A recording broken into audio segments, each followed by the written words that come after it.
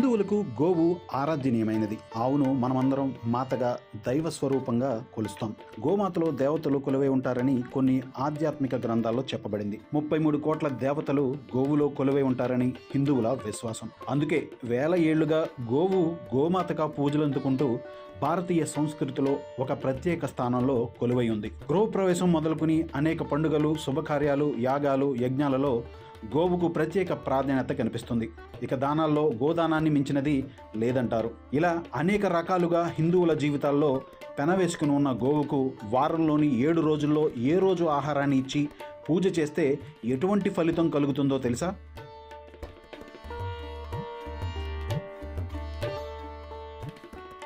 పండితుల చేత చెప్పబడిన ఆ ముఖ్యమైన విషయాలు మీకోసం. మన పురాణాల ప్రకారం దేవతలు, అసురులు క్షీరసాగరాన్ని మదించిన సమయంలో కామధేనువు కూడా ఆవిర్భవించింది. ఇక ఆ కామధేనువు నుండి ఈ సమస్త గోజాతి ఉద్భవించిందని హిందువుల నమ్మకం. కామధేనువును కోరిన కోర్కెలు తీర్చే ఆవుగా పురాణాల్లో చెప్పబడింది. ఇక కామధేనువులాగే అదే సంతతిగా చెప్పబడే గోవును కూడా ఐశ్వర్యానికి, సంపదకు, శుభానికి ప్రతీకగా చెప్తారు. అందుకే గోవులకు ఆహారాన్ని అందించిన, పూజ చేసిన గొప్ప శుభ ఫలితాలు కలుగుతాయని హిందువుల నమ్మకం. బృహత్ సంహిత, పద్మపురాణం, నిత్యకర్మ విధి, వ్రతకల్పాలు వంటి గ్రంథాలు, పుస్తకాలను బట్టి, పెద్దల సూచనలను బట్టి గోవుకు ఆదివారం నుండి శనివారం వరకు ఏ రోజు పూజిస్తే ఏ ఫలితం కలుగుతుందో క్లుప్తంగా తెలుసుకోండి. ఆదివారం రోజు గోవుకు ఆహారాన్ని అందించిన, పూజించిన దీర్ఘకాలిక అనారోగ్య సమస్యల నుండి ఉపశమనం లభిస్తుంది.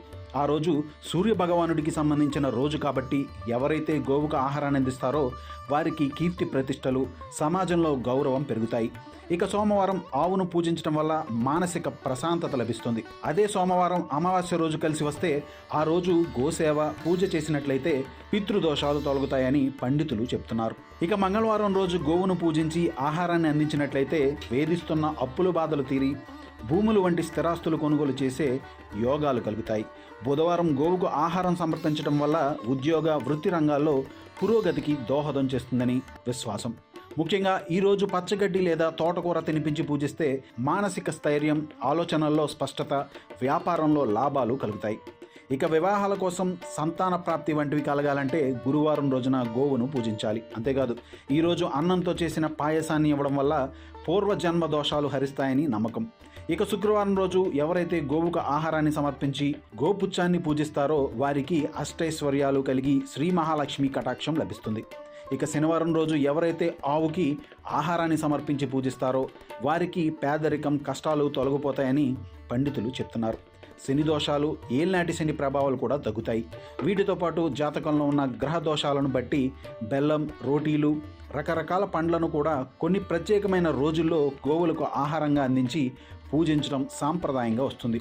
ఇక ముఖ్యమైన పర్వదినాల్లో, పండుగల్లో కూడా గోవుకు ఆహారం సమర్పించి పూజ చేస్తే ఎన్నో శుభాలు కలుగుతాయి. అయితే పూజ చేసుకునే సమయం లేనట్లయితే ఆహారాన్ని సమర్పించి కేవలం నమస్కరించుకున్నా కూడా ఎన్నో శుభాలు కలుగుతాయి.